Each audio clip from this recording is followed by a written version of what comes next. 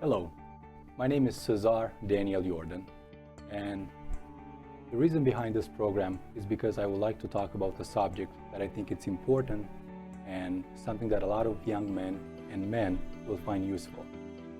I honestly believe that modern times brought a crisis in masculinity. I think that our society failed us. I think our families failed us. And I think our culture failed us. So I'm going to try to talk with some people that I respect and I met over the years, and I'll try to explore aspects of this crisis. See if it will be useful for men out there that are searching for an identity, for meaning, and if they want to reclaim manhood, parenthood, fatherhood. Please join me in this discussion.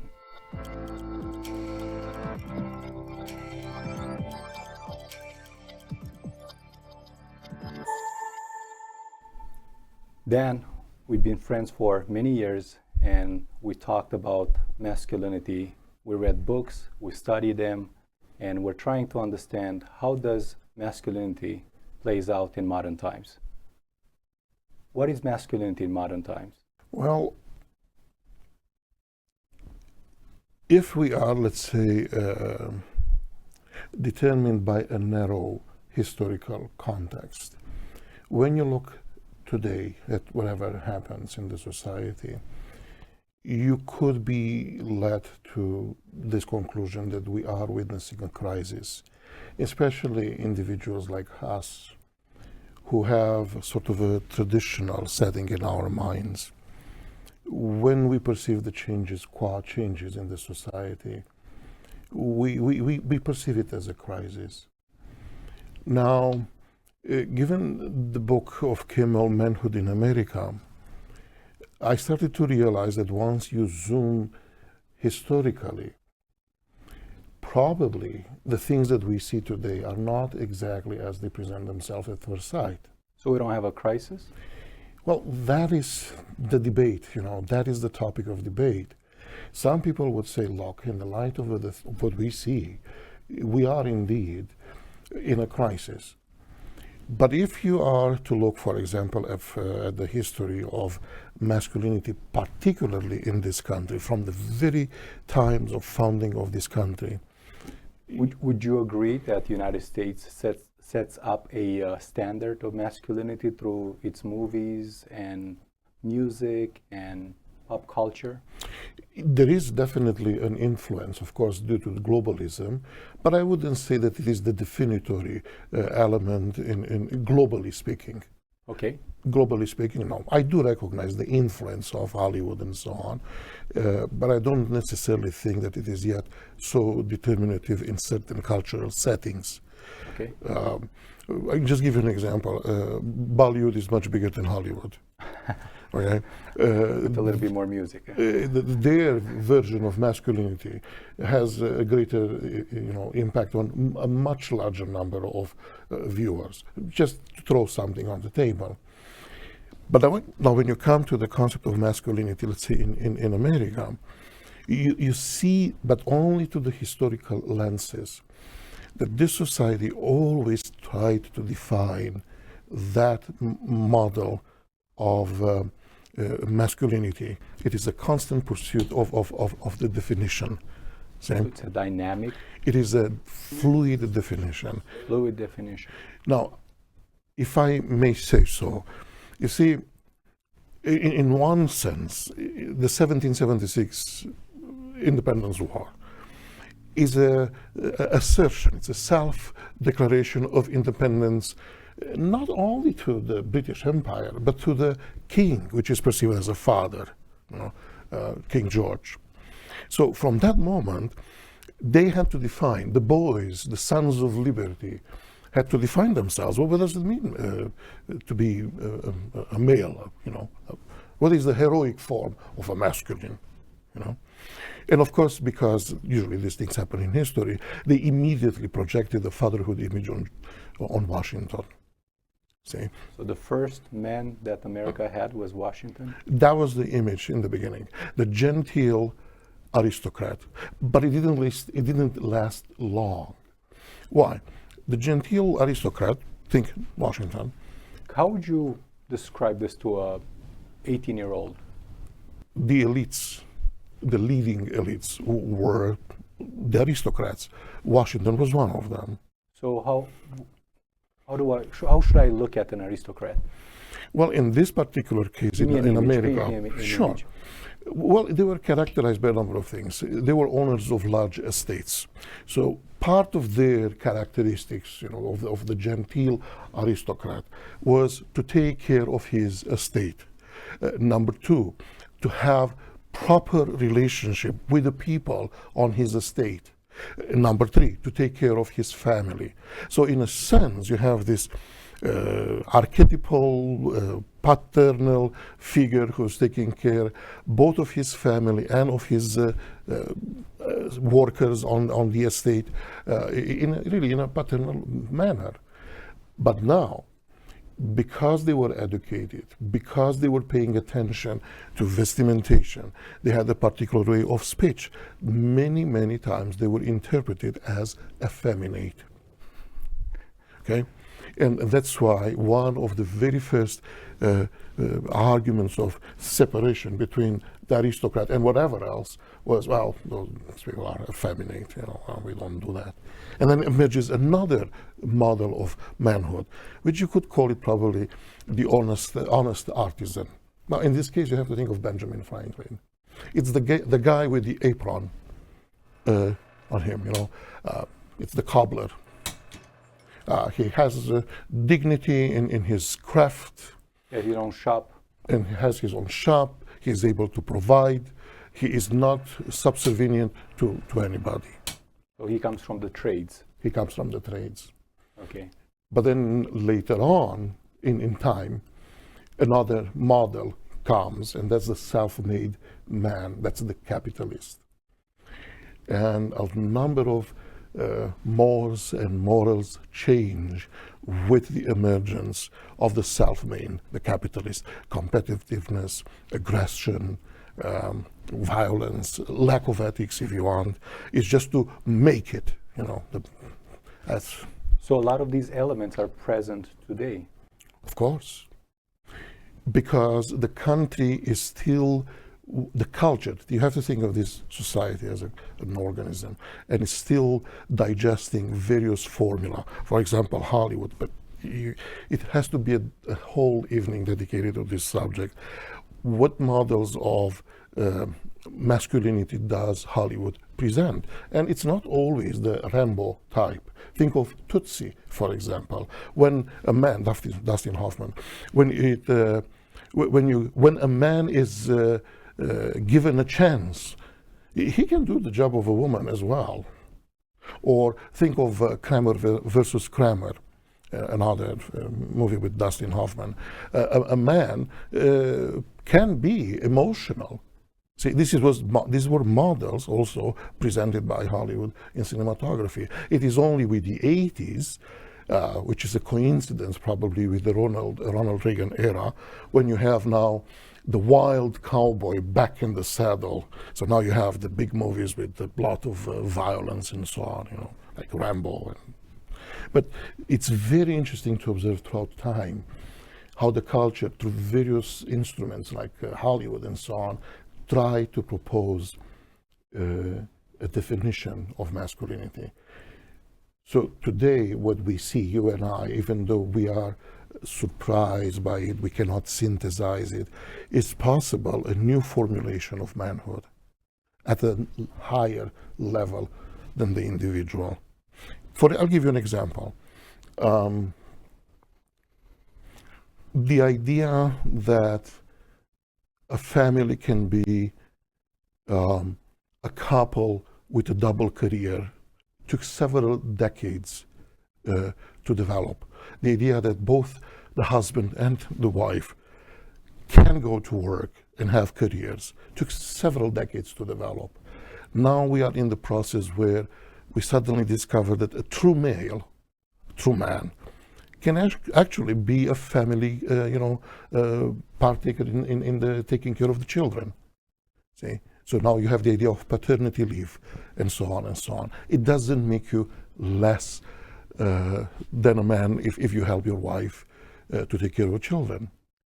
Yeah, but don't you think that feminism, in a sense, kind of use toxic masculinity as a currency to make husbands feel guilty about the requirements they have to bring to the table, and therefore a lot of women right now will take advantage of their husbands, and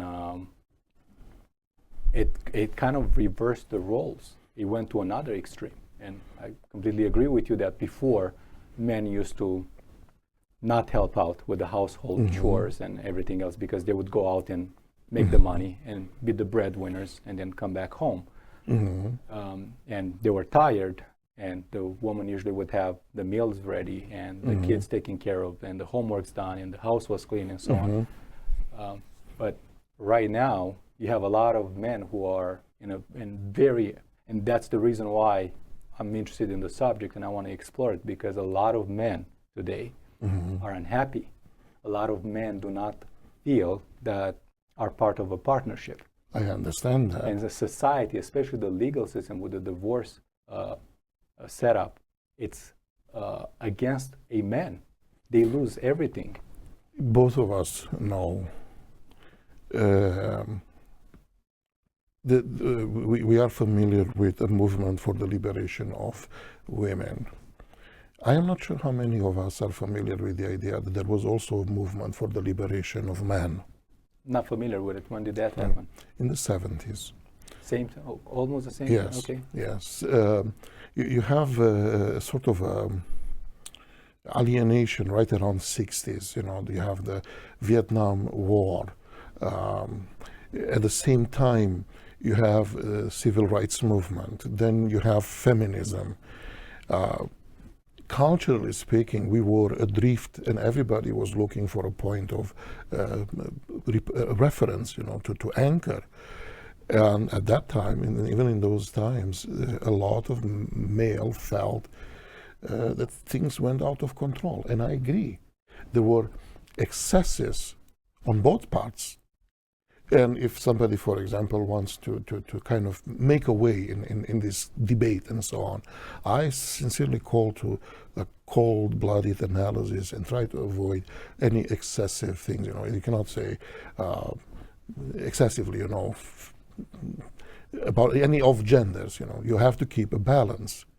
So was there, let's say, some sort of oppression against women throughout time? Yes, there was, unfortunately. And it still is today. Yeah, unfortunately for us, why I say for us, for Christians, you know, Christianity and the church imposed an image, not necessarily biblical.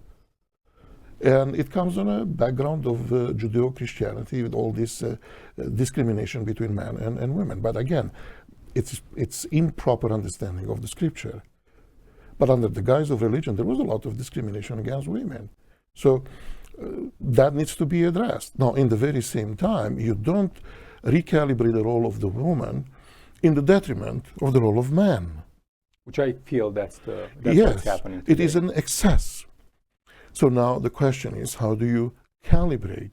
So, for example, am I correct to say that the main characteristics of toxic masculinity are an exacerbation of the traditional role of male? What is the traditional role of a male? Provider. Okay, we have this idea of the provider, protector, stoic leader. Okay. Now, given the dynamics in the society, you cannot fit these roles any longer. In modern times? In modern times, you okay. cannot. There are many reasons why you cannot. Can we study? Oh, definitely. And that's why you make a very good point, actually. Because the only way you can have a calibrated conversation in this is by studying, zooming out a little bit in the history and looking at the things, you know. Otherwise, both of us will have a myopia. Okay? We won't see clearly the things unless we zoom out. So, A lot of men have issues finding employment. A lot of young men have issues finding employment because they are running away from colleges. The educational system is not set up. In a sense, it got feminized, and a lot of young males run away from college, and the trades disappeared, and a lot of them are without a job, without a sense of meaning, and they can be providers. How do we help them? Well, that is a bit more difficult in my opinion. See, again, historical perspective. When do we have, probably for the first time, manifestations of these things that you just mentioned within the American context? It's right after the First World War. Okay? The heroic model of the soldier who has his conquests is finally exhausted after the First World War. So now our American soldiers are coming home and they want to provide. But given the policies, economic policies at the time, 1 in 4 men could not find work. It is one of the first time in the history of our country when men for the first time felt out of place. Of course, due to war, women were involved already. They were in production because of the war. Soldiers were at war. Women at home worked. So after First World War, you had about 10 million women working in the factories. Now, what solutions do you have? Okay. And now the conversation can easily slide into a discussion of the economic policies or the political policies. Very easy, you can slide in that. But the point is, out of 4 workers, of only one had a job. There are social studies at the time. They were recording, for example, the state of mind of the people. There is also the story of a child who wrote a letter to Theodore Roosevelt saying that he saw his father crying in the night before because he could provide no longer for his family. And he as a child did not know what to do. So having a job is, can we agree it's extremely important? It is very important. So who should provide the job? Well, the government, or should the individual go and make it happen? The economic context from the 1920s, and I know this will rile a few people, shows that the government does play a role. Probably, and I say probably, at least in my understanding, if we wouldn't have the New Deal, I don't think that the economic recovery would have been possible. So I do believe that the government plays a role. Now, how big the government, what are the signs, that's a different story. But I do believe that the government, or the state, let's put it like this, the state has a duty to create a framework in which the individual can become whatever he is. He can flourish his qualities. I give you an example. Today, the whole system is geared in such a way that our children have to go to colleges and obtain degrees and so on. What is the vocational school? Not everybody is college material, and we have to acknowledge this. And that's another subject that talks about the way boys go through the educational system, because we agree that when you look in a park, boys tend to be a lot more energetic than girls. It's just a reality. Yes. And then we expect them to have them in a setup for them to be quiet for 6 hours, 5 hours, 4 hours, and sometimes we're unhappy because they're not sitting still. I understand. It's very difficult for them to do so. I understand. And then we penalize them because they don't listen, they don't conform to the system. So we start breaking them from an early age, the culture that we're in, the educational system is not channeling the energy that young boys have from the beginning. Would you agree with that or no? I have, you know that I'm always on the fence, like in between.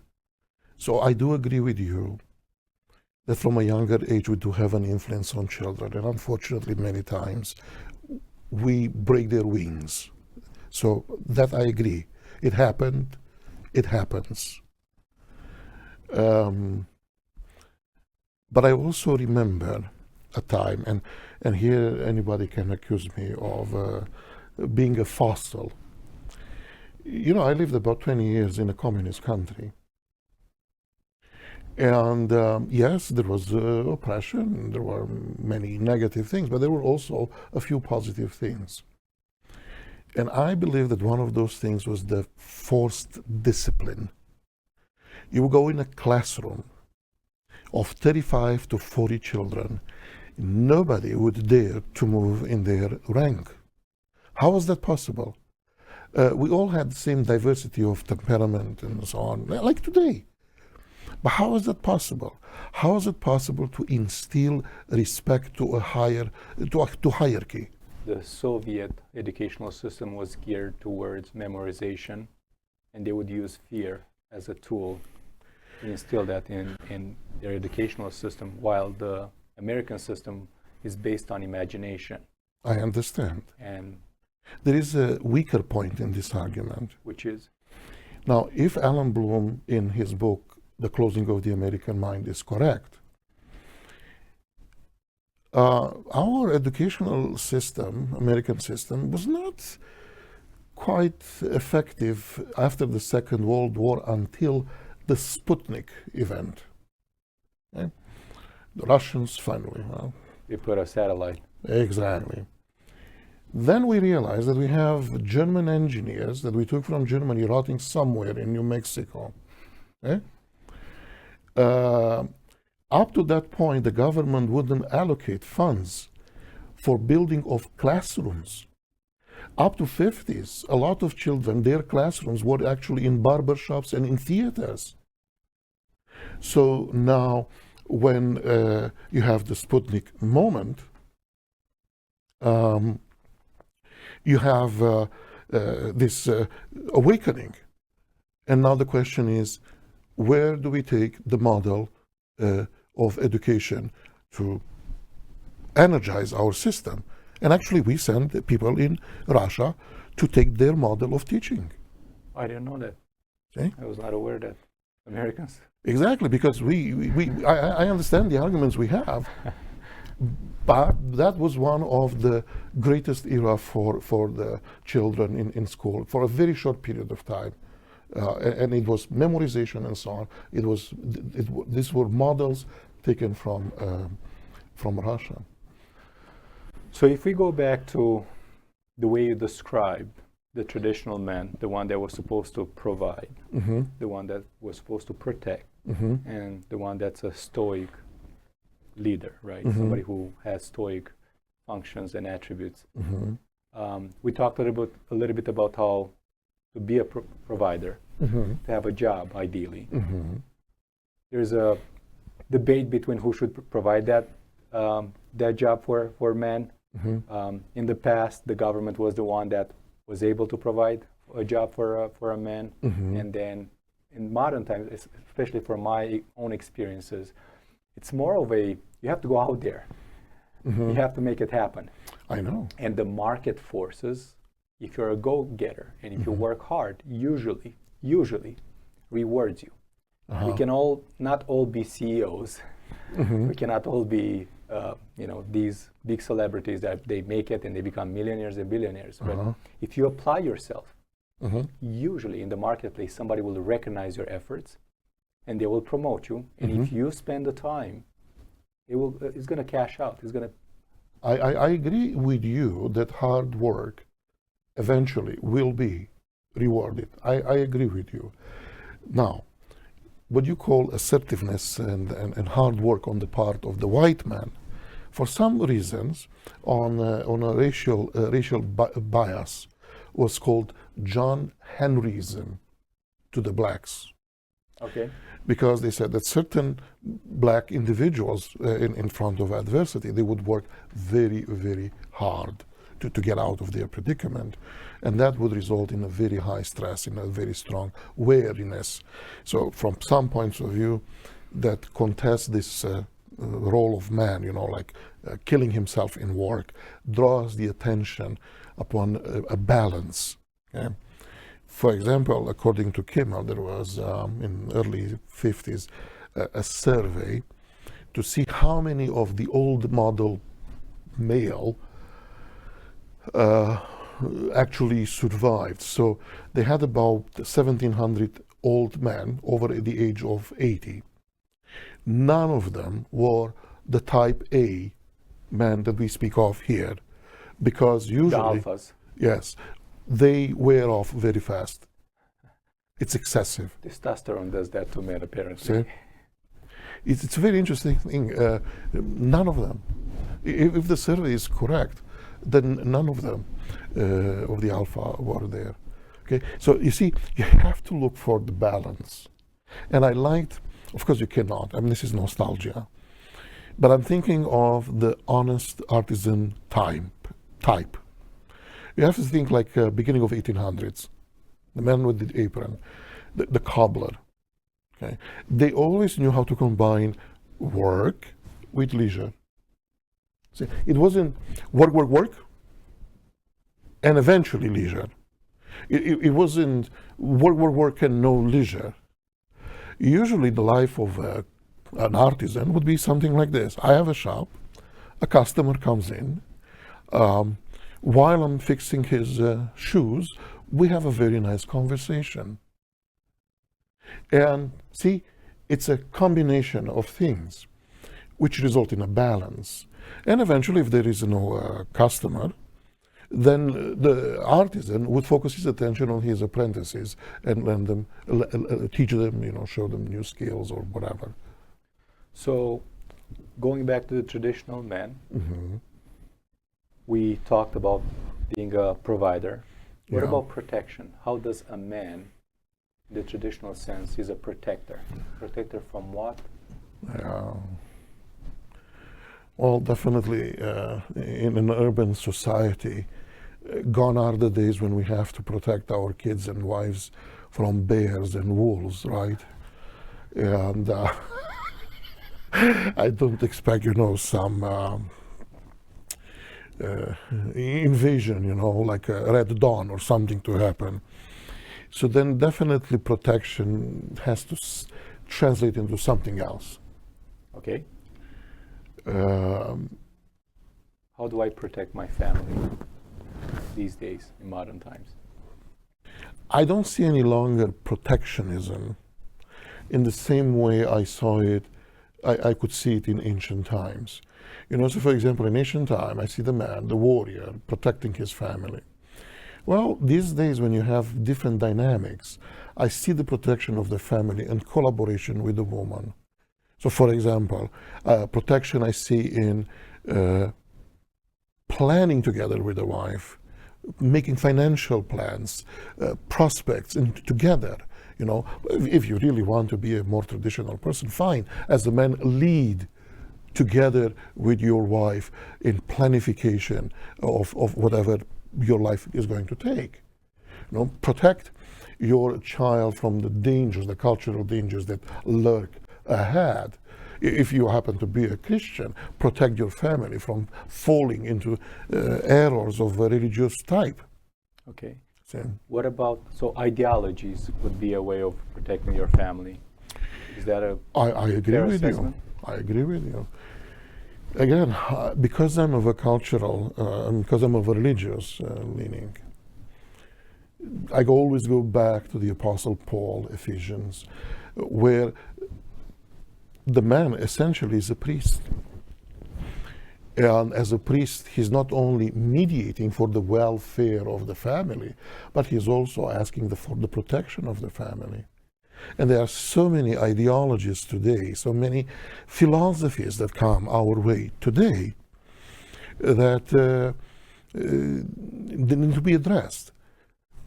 But now, If the father is an honest man who works every day, morning till evening, and he's not informed, how can he protect his family? Well, I think our culture does not promote those types of men. See? We don't celebrate the worker. I don't think our society does so. And again, it starts with our education, it starts with our movies, with our music.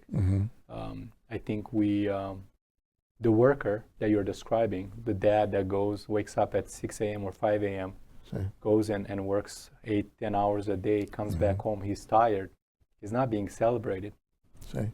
His energy and vitality is being sucked out of him. And this is one of the reasons I cannot just criticize, oh, you don't do your job, the other one doesn't do his job. No, we all are in this running mill, if you want, and no time. So then probably it's systemic. Maybe if you want to address the so perceived crisis, we should address it first from home. Okay. I'm thinking. The reason I hesitate, it's not easy. And I give an example. In modern times, we don't quite understand what a myth is. In the present parlance, whenever you say myth, is equal with a fable, with imaginary, non-truth. Stories. But the myth is something essentially and structurally different than a story.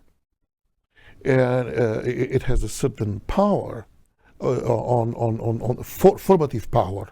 Okay? And if we are not exposed to mythology, we cannot be formed, shaped. I'll explain in a moment. Even a lower form of mythology, like Peter Pan. Okay. Yeah? What is Neverland? Yeah. Why doesn't Peter want to leave the Neverland? Okay. It is a land of living without responsibilities. Okay. This is one of the examples used by Jordan Peterson, Neverland and Pleasure Island and so on, of Pinocchio, whatever. But the child has to see that life is actually not Neverland. If you remember, even in the Romanian fairy tales, we have a few fairy tales that don't end on a happy end. The character, the hero, dies. And the point here is that life, it's not the way it is presented today to the children. In other words, life is tough. It has its own difficulties. You need to prepare for that. You need to valorize that. Now, yes, you can expect the society or the teachers, but I believe that in many, many ways this responsibility falls on the shoulders of the parents. From a younger age, you expose them to this type of mythology, and they will fall back on this. At what age do you think somebody should be responsible for their own destiny? Or should a young man? This is difficult to explain. I mean, probably a pedagogue or teacher can say better, or a psychologist. In my opinion, it's very subjective, and I tell you why. Coming back to my story, I used to live 20 years under the communist regime. The only escape that you could have from that regime was the cultural, eventually religious, but that could come with some penalties. So I started from the second grade. First grade, second grade, I started reading a lot. Okay. So you believe that reading is a form of helping a young mind? At least it helped me a lot. And I also had some friends who also started at a very young age to read. Now, we weren't forced. Nobody told us, you must. We were, in a sense, like many children today, in a sense, abandoned. But somehow, and don't ask me how, because I don't know how to explain it, we discovered the book. It was a source, not in the beginning of escape, but then it was a source, a formative source. And then it became a place from where you can live and come into the world and conquer and then come back home. See, you always had a model, a hero in your mind to follow. See? So this is part of this. Yeah, it's true. You cannot change the system. I mean, you and I don't have this power. It stays in scale. It pertains to scale. If it's true with some people in political science, we need about 3 to 4% of the population to ignite a successful revolution. But we don't talk about right now that. What we are talking about is how do I enrich my family? And instead of looking outside, I look at myself as a parent, say, okay, it's hard. Let me engage. So, going back to the traditional model that we spoke about, being a provider, being a protector, what about being a stoic leader or being a stoic man? Is stoicism as an ideology something that young men should look for? I was thinking of this topic, stoicism. If I am honest with you, first and foremost, stoicism was a philosophy, not an ideology. Secondly, even the Stoics of the ancient Greece addressed an emotional problem. It came, if I am correct, Stoicism was born out of the state of anxiety of Greece after Alexander Macedon conquerings, conquests. Up to Alexander the Great, Greeks thought of themselves being the center of the universe, the apex of culture and civilization, and therefore, in a concentric way, whatever circle was behind them, Greece here and another concentric, whatever else was there was barbaric, barbaros. And now you have Alexander the Great with his conquest, and they realize when they see Persia, when they see Babylon and so on, that they are actually far behind of these cultures and civilizations. And a sort of an anxiety and level of culture arises. What do we do now? We thought that we are it. How do we cope in this life? And to their merit, Stoicism was born out of this. You have to take your destiny in your hands. Yes, maybe you don't have the best cards in your hands, but play them. Now, later in time, Stoic seems to be perceived here as the non-emotional man. My understanding is that the book Meditation by Marcus Aurelius provides an overview of a ruler which had probably one of the greatest weights on his shoulder. Yes. And he describes how he was able to manage on a daily basis himself, and therefore the responsibilities that he had at the time. And it teaches, and this is what I learned, for example, that to be more efficient and effective in your actions and your decisions, you need to distinguish between what's in your power, your control, and what's not. Yes. So I think that's a very useful tool for a young man, because that will allow you to allocate your resources in the right direction instead of playing the victim card. I agree with you, but you see, you came here from the traditional definition of Stoicism, and you did well, in my opinion. The closer interpretation of Stoicism to us is the non-emotional part, the non-emotional component. So whatever characters are over there that the young people imitate today, they promote non-emotional, the non-emotive. You have to be tough, rough, and so on. That is an excess. It's a defective definition of manhood.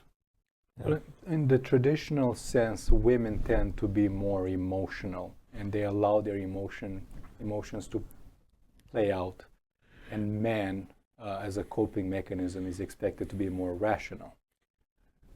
See, a good question would be, in which culture? Of course, obviously, every culture has their own mechanisms Mm-hmm. and attitudes and beliefs and values, and they deal with the challenges of family dynamic different ways. Because you see, this is like a relaxed soiree, but I was thinking it would be nice in an evening to see the main characters of universal literature and opera, how they manifest. Who is the leading factor, or where is the stoicism? And actually, you'll see a lot of characters from various masterpieces, opera and literature, that actually are the opposite of what we define today as man. I'm thinking of various characters of Tolstoy. I'm thinking of Dostoevsky. But you can come very fast in the French classicism, and you will find out that actually the main characters were far from being stoic. Actually, the grandeur of their character comes from the ability to sense and express their sensibility. For example, one of the main characters of La Traviata, Alfredo, falls in love with Violetta. Traviata means the lost one. Okay? You can call it the whatever. She's lost for us. There's no way to recover her. But as you participate in the opera, you start to question yourself. Who is the lost one? Is it Violetta or is it Alfredo with the society he represents? And unfortunately, only in the last moments of her life, he, in front of tragedy, realizes that actually he's the lost one. See? It's a very interesting twist in Verdi. It took me by surprise. I hope I understood it correctly. But if I understood it correctly, Violetta, the lost one, actually becomes the heroine. See? But there are so many other characters. So what I'm trying to say is that the American culture is trying to find its own definition of masculinity. Still? Oh yes, definitely. So we never had one? No. So you think the American society is still searching for the definition of manhood? According to some of the best writers on this subject, it looks like that. Do you think that the way toxic masculinity is being portrayed in today's culture is helping or hurting young men and boys? Now, see, if I understand this correctly, the tendency of the little people is always to push the pendulum to the max.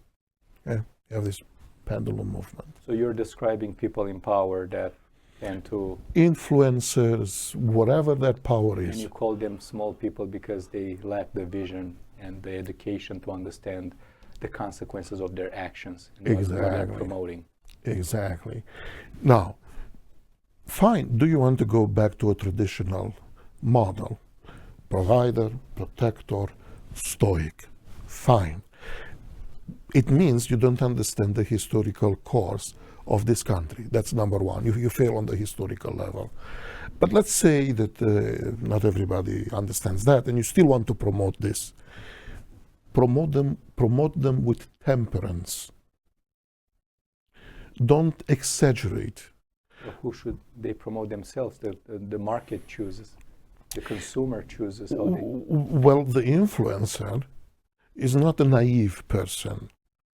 And because he knows that he has a popularity by emboldening certain characters, has the following. So now you have the other party, And of course, it reacts to such exaggeration. And the other party being?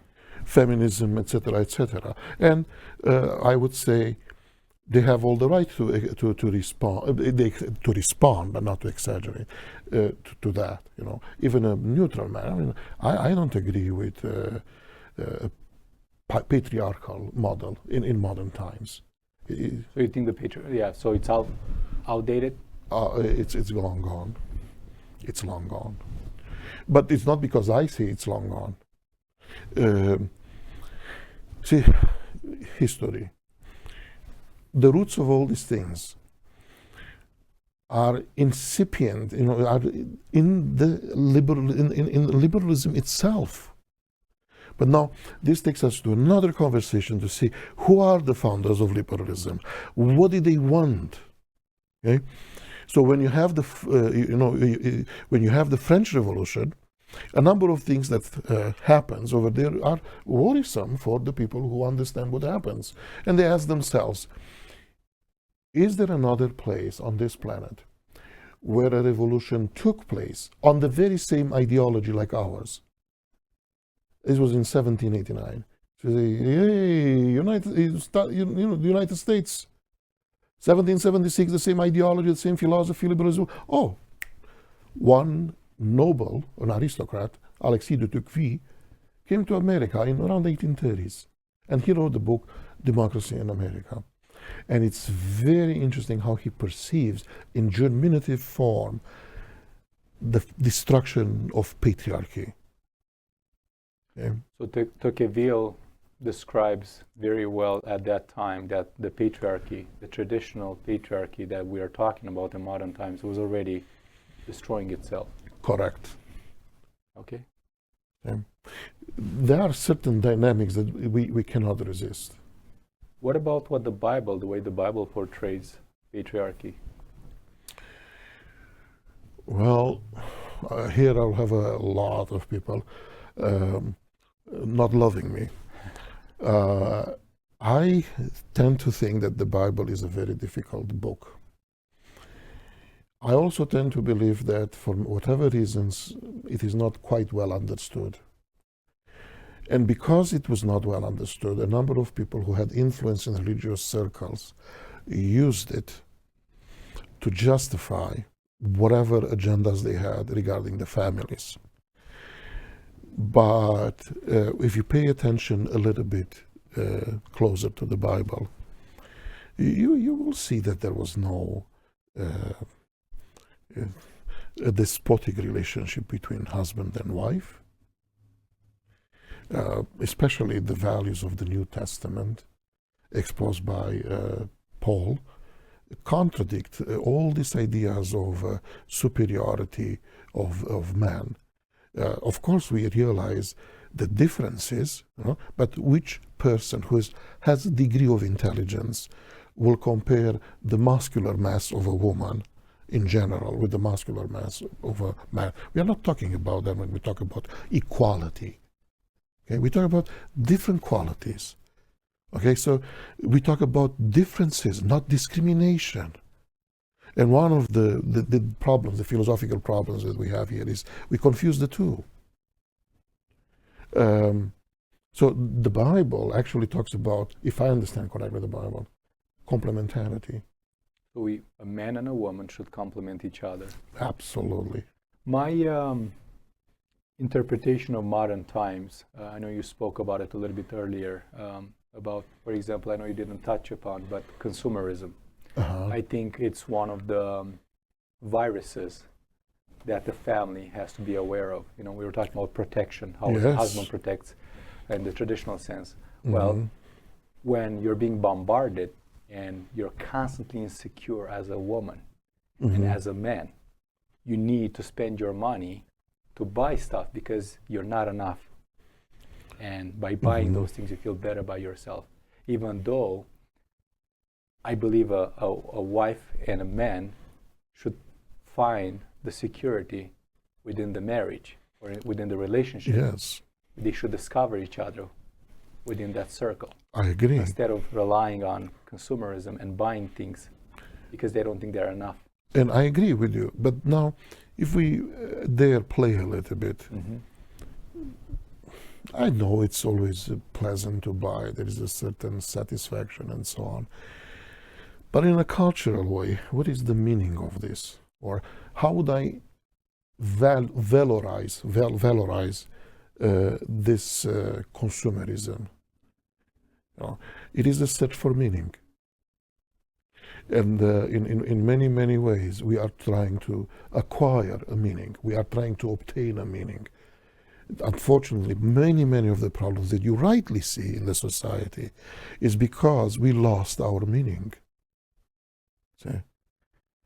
So, within the confines of a marriage, the man and the wife go out the door every morning. They go and gather resources, they bring them back home. They fight together against the forces that are still present in the modern times. So we're not fighting wars like we used to, where the man doesn't have to be that type of warrior. Of course. But nonetheless, there are still forces at play that we have to be protective of and be mindful of. Absolutely. Again, I understand that on the secular level, it's a bit stretch what I am saying. But as a religious person, my God, man is called to priesthood. Okay? Now, according to the scripture, both are husband and wife priests.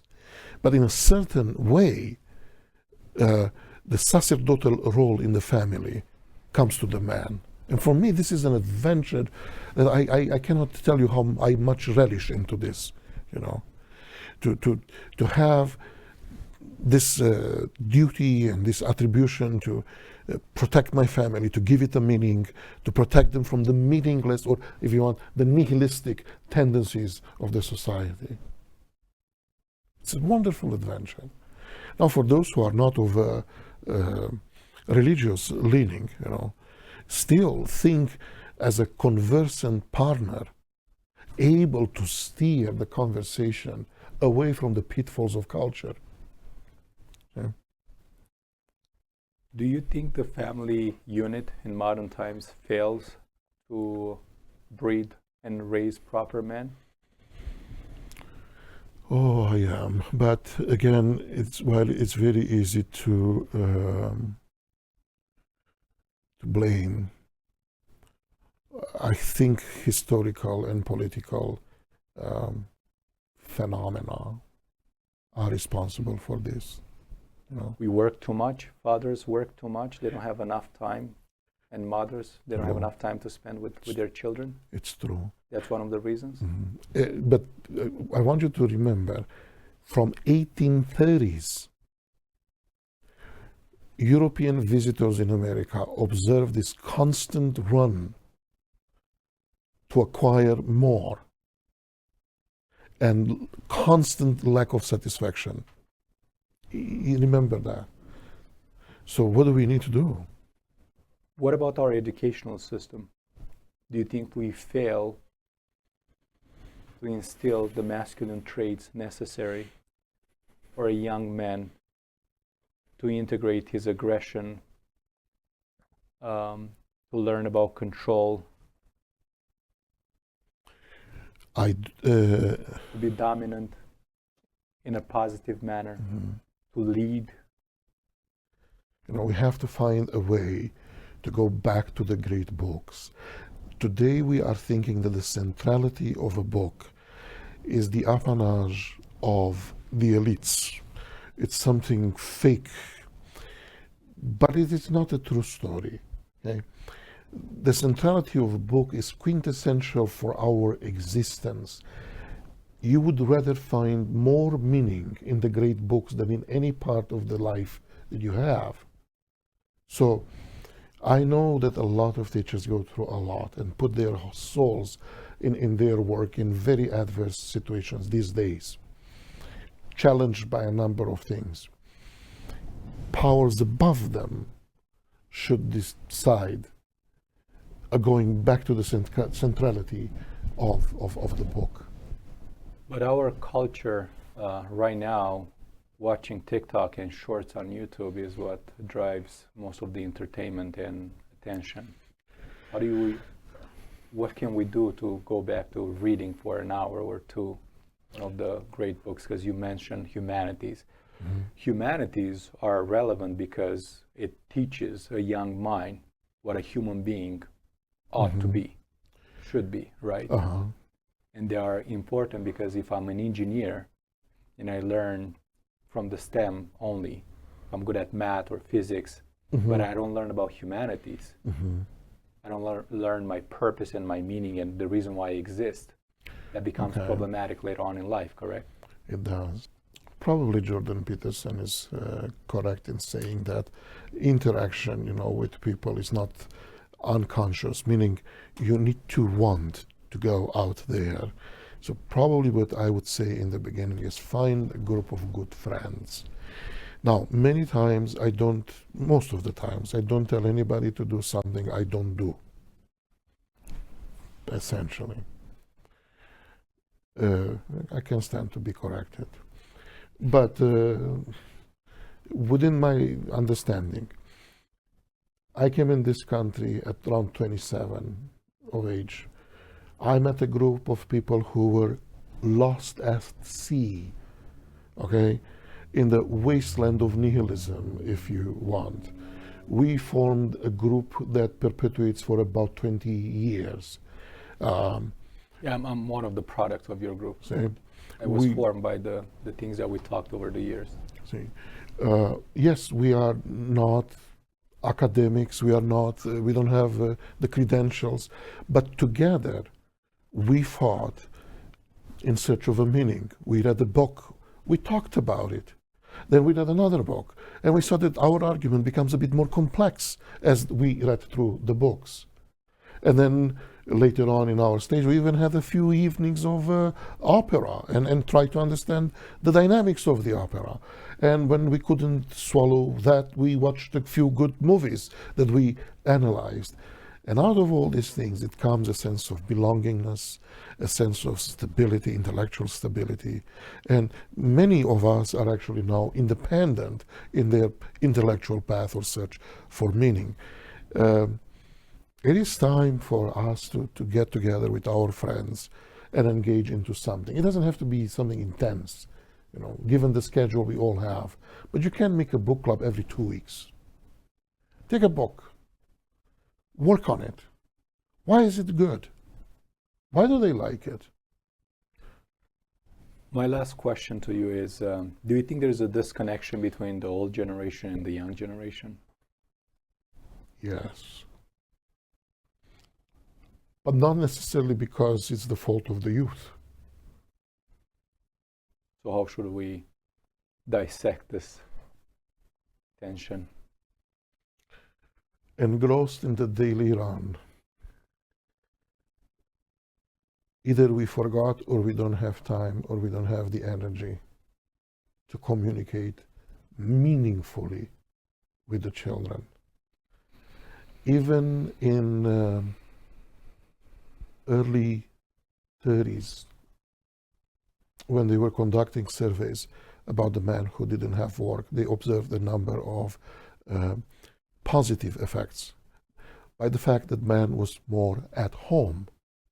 The children were better developed, more articulated. The women were happier. Even the sexual life got better. Why? Because they had time to communicate meaningfully. Now, if I am to believe some surveys, in average today, a man doesn't spend more than 3 hours over the weekend with his family. If that is true, then where is the meaningful conversation? Dan, thank you so much again for talking with me about these sensitive topics, and I hope that we're going to be able to explore more aspects of modern masculinity, and hopefully the people who watch this were not bored. We're all over the map, but we're trying to identify historically how masculinity and its definition, how it was developed, how it's present in our minds, and why so many men and young men these days are searching for meaning, for a sense of identity, and for direction. Hopefully we're going to see you next time. Thank you.